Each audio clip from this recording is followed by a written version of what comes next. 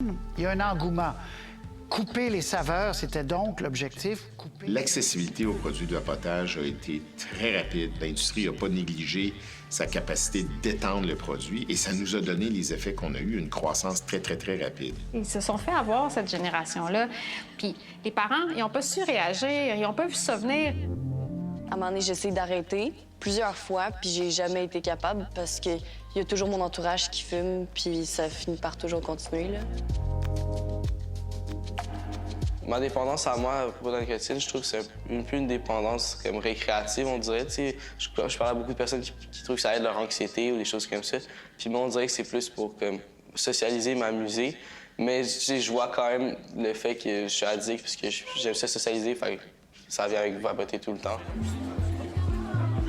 Les croyances des jeunes sur le vapotage, c'est souvent que c'est moins pire que la cigarette, que c'est pas si grave que ça. Quand je dis à un jeune, après, quand il est dépendant de la cigarette ou surtout de la vapoteuse, puis je lui dis que c'est très, très, très, très difficile de se défaire de cette dépendance-là, que c'est une des dépendances les plus difficiles, que ça peut être même plus difficile que certaines drogues dures. Ils me regardent, puis les deux bras leur tombent, puis ils me disent « Mais voyons donc, comment ça se fait qu'on m'a jamais dit ça? » Donc c'est sûr qu'il manque d'éducation, là.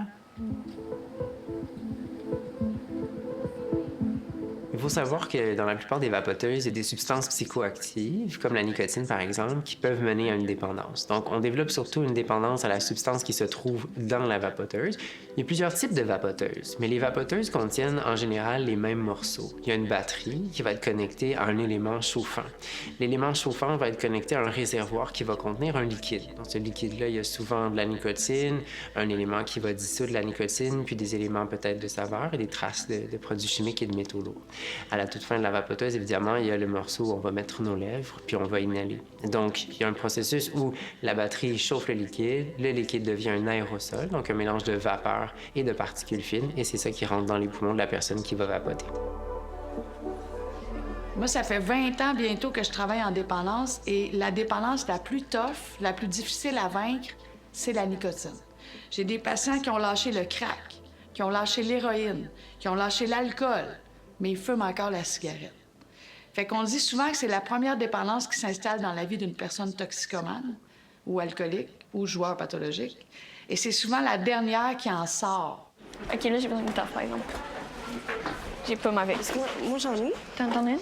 Ben, je pense que ma dépendance se manifeste vraiment en le fait qu'elle est toujours dans mes pensées, tu sais, le fait que tout le temps, surtout quand j'ai une vape, genre sur moi, là, j'ai remarqué que même quand elle est dans mon casier, j'y pense, puis tu sais, là, je suis en maths, puis là, je pense juste à la pause quand je vais sortir dehors pour aller fumer. Puis là, ah, mais à qui je vais pouvoir prendre une taf? Ah oui, telle personne en a, je vais pouvoir lui quêter une petite taf. Puis pendant ce temps-là, il y a plein de trucs dans le cours qui se passent quand je pense à ça. Puis tu sais, c'est hyper déconcentrant de toujours penser à ça. La vapoteuse, avant tout, elle a été inventée pour que les gens arrêtent de fumer. Il y avait des investisseurs qui ont mis beaucoup d'argent dans le développement technologique de la vapoteuse. C'est sûr qu'il n'y a pas un marché si grand pour faire en sorte que les gens vont arrêter de fumer par la vapoteuse. Il fallait qu'ils rentabilisent ce marché-là. Alors, ce qu'ils ont fait, c'est qu'ils ont investi en marketing, puis ils se sont dit quel marché on pourrait aller chercher pour croître nos parts de marché au niveau du tabac. Et on a utilisé des stratégies marketing qui allaient attirer nos jeunes. Donc, on a utilisé les médias sociaux, les influenceurs, on est allé dans des parties, on a donné des vapoteuses, on a fait essayer dans des festivals les essences. Et on a finalement acquis de plus en plus des parts de marché. Là, ces temps-ci, la vape que comme tout le monde a, c'est comme en rectangle un peu, genre comme ça. Puis là, il y a le petit embout pour prendre la taf. Et il y a comme un collier qui s'attache pour être comme mis sur la vape, genre. Ça, j'y pensais, puis c'est l'industrie qui pense à toutes ces affaires-là, là, que justement, c'est plus facile de prendre la vape, puis là, de l'avoir sur notre cou, c'est cool parce que tout le monde peut l'avoir. Fait que, tu sais, ça fait de la publicité pour cette vape-là, puis tout le monde voit la marque parce qu'il est écrit la marque sur le petit collier de vape. Ou, tu sais, c'est comme des couleurs funky, là. Puis là, il y en a une qui est arrivée, qu'elle est, genre, rose métallique, puis genre... Mon Dieu, ta vape, elle match avec ton manteau, puis là, c'est donc cool, puis c'est donc nice, puis ça devient comme Des fois, ça devient un accessoire de mode que je vois, puis je suis comme, c'est quoi ça, genre? Il y a des Les compagnies de tabac, ils ont les meilleurs marketeurs au monde. Ils ont les meilleures bases de données au monde. Ils ont des données sur vous que vous ne pensez même pas. C'est l'une des industries qui investissent le plus en communication marketing. On veut faire essayer le produit à plus de gens possible. On va réduire les prix au niveau des vapoteuses pour s'assurer de garder les parts de marché. Parce qu'on sait qu'une personne qui commence à fumer ou qui a vapoté, elle va vapoter pendant plusieurs années. C'est extrêmement payant. Quand j'ai commencé à vaper, c'était vraiment pour m'inclure dans la gang, sauf qu'après, j'ai continué à vaper parce que quand je faisais de l'anxiété, j'avais l'impression que ça me donnait un peu de réconfort, puis je pensais que ça m'aidait. Puis finalement, ça a juste empiré mon anxiété parce que, premièrement, ça me rendait anxieuse parce que je cachais des choses à mes parents. Des fois, je remarquais que mon cardio était moins bon. Ça a juste fait que, genre, mon anxiété est encore plus pire. C'est très lourd, genre, la vape au niveau psychologique. Puis moi, je trouve le pire, c'est l'addiction en tant que telle. Juste de l'avoir toujours dans la tête, c'est vraiment plate, là. Tu sais, toujours ressentir le besoin, tandis que c'est pas un besoin, tu sais. Moi, quand j'avais 11 ans, je pouvais être heureuse sans la vape. Pourquoi à 15 ans, je pourrais pas être heureuse sans la vape? Tu sais, je suis encore la même Heidi, je suis encore la même personne.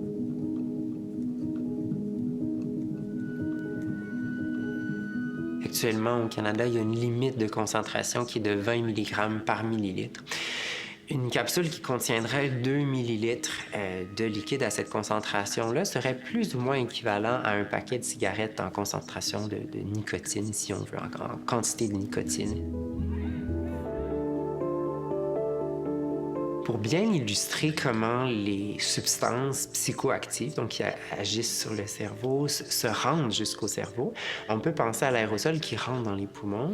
Il y a des petites grappes de raisin qui sont bien entourées de vaisseaux sanguins qui vont aller capter, attraper ces morceaux, ces petites particules de nicotine ou autres substances, les amener dans le sang. Le sang va circuler dans tout le corps et éventuellement, il y a des vaisseaux sanguins au niveau du cerveau qui vont aussi recevoir les particules qui se retrouvent dans l'aérosol. Donc, des poumons, on rentre dans le réseau d'autoroute, si on veut, des vaisseaux sanguins du corps, et il y a une grande route qui se rend jusqu'au cerveau, et c'est à ce moment-là que le cerveau va percevoir les effets de la vapoteuse. Et on sait que pour la nicotine qui se retrouve dans les aérosols, ça prend 10 à 15 secondes avant que ça se passe, donc c'est très rapide. Toute consommation avant l'âge de 25 ans, le cerveau, c'est comme un chantier de construction en action. Moi, je dis souvent à mes jeunes, si tu coules du jello au lieu du béton dans ta fondation de ta maison qui est en construction, ça se peut qu'à 25 ans, elle tienne moins fort. Toute consommation avant l'âge de 25 ans de psychotropes peut endommager le système de récompense, le système des neurotransmetteurs.